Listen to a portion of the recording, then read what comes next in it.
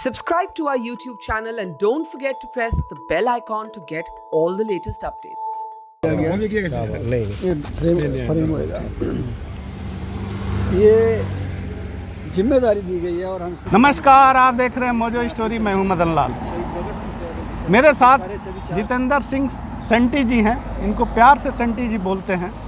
और ये जो कि वो काम करते हैं जो काम कोई नहीं करता है, और एक गरीब लोगों को जो डेथ हो जाती है उनको उठाते हैं और ये अंतिम संस्कार करते हैं, और जिसके पास पैसा नहीं रहता है उसके लिए भी ये काम करते हैं।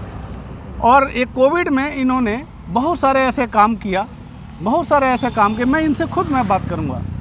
सर, आपने वो काम चॉइस किया, वो काम आपने सोचा जो कोई नहीं करता है, ऐसा क्या लगा सर आपको?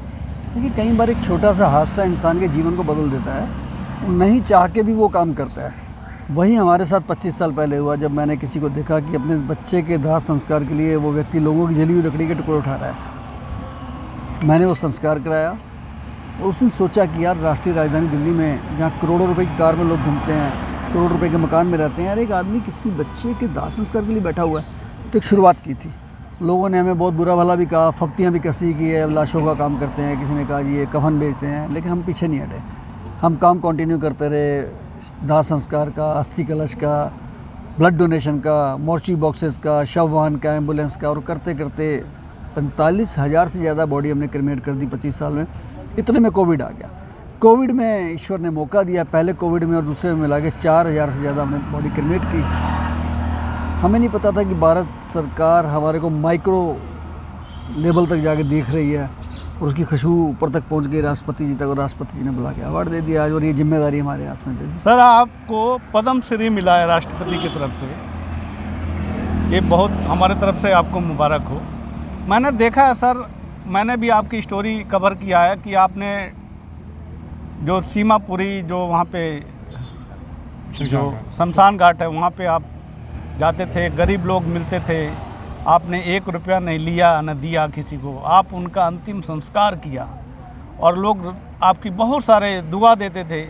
इसके बारे में आप क्या बताएं? देखिए, एक प्रेरणा चलती आ रही थी, और हमारा आज देश पे जब इतना बुरा समय आया था, एक नैतिक फ़र्ज बनता था। हमने कोई एहसान नहीं किया है। जैसे एक फ़ौजी होता है ना, और देश के लिए लड़ाई लग जाए कहीं पे, तो उसको सीमा पर रहना ही पड़ेगा। घर में सोएगा और मर गया तो शहीद तो निकल आएगा।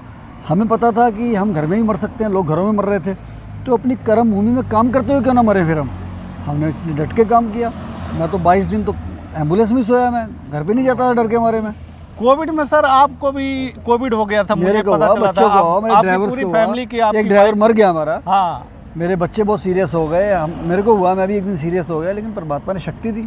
तो ऐसा नहीं लगा कि अब ये काम छोड़ देना चाहिए था? नहीं, और ज़्यादा करेंगे, छोड़ के देना है। मुझे एक फ़ौजी की बात याद है, जब करगिल की लड़ाई हुई तो उसकी आँख में गोली लगी थी। तो जब किसी चैनल ने पूछा कि आपका अब जो मोराल है बढ़ा है या घटा है, कहने लगा जी पहले तो मैं एक आंख बंद करके गोली मारता था, परमानेंट निकल गई, अब तो दबा दबा के मारूंगा। मोराल बढ़ गया। ऐसे ही हमारे साथ हुआ, पहले कोरोना में बच गए, दूसरे में बच गए, अब तो मोराल बढ़ गया। अब तो हम तैयार खड़े हैं कि साला कोरोना का बाप भी आ जाए तो मारेंगे उसको हम। सर, इसी शहर में आप एक बार आप विधायक भी रह चुके थे। उस टाइम भी विधायक बन के भी आप सोशल वर्क किए, लोगों का भला किए। तो आप अब क्या पॉलिटिक्स से बिल्कुल आप हट गए? अब बिल्कुल, मेरा पॉलिटिक्स में बिल्कुल दिमाग नहीं है, मेरा दिमाग सिर्फ सोशल कामों में है। मैं ये नहीं कहता कि पॉलिटिकल बंदे काम नहीं कर सकते, लेकिन पॉलिटिक्स में जाके कुछ सीमाओं में बंध जाता है, वो कुछ पार्टियों में बन जाता है, कुछ व्यक्ति विशेष में बन जाता है, लेकिन सेवा करते हुए आदमी कहीं बंधा नहीं होता है। जब हम किसी का संस्कार करते हैं, हम नहीं देखते हिंदू है, मुस्लिम है, सिख है, ईसाई है, इसी समय ब्लड देते समय नहीं देखते हम किसको दे रहे हैं। इसलिए मेरे को सेवा अच्छी लगती है। सेवा परमो धर्म। हम काम कर रहे हैं, पता नहीं भगवान किस मोड़ पे कल खड़ा करेगा, लेकिन आज मेरा जो मन है सिर्फ और सिर्फ सेवा पे है। अब लोगों को क्या, जो आप क्या बताएंगे, जो आप अपना क्या उपदेश देंगे लोगों को?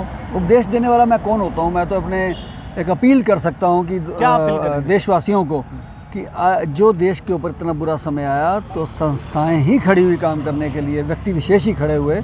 प्रशासन से कई जगह से लोगों का विश्वास ही उठ गया। आप देखिए ना, उस भयानक समय में कौन काम कर रहा था, लेकिन हमारे ड्राइवर्स, मैं उनको सैल्यूट करता हूँ।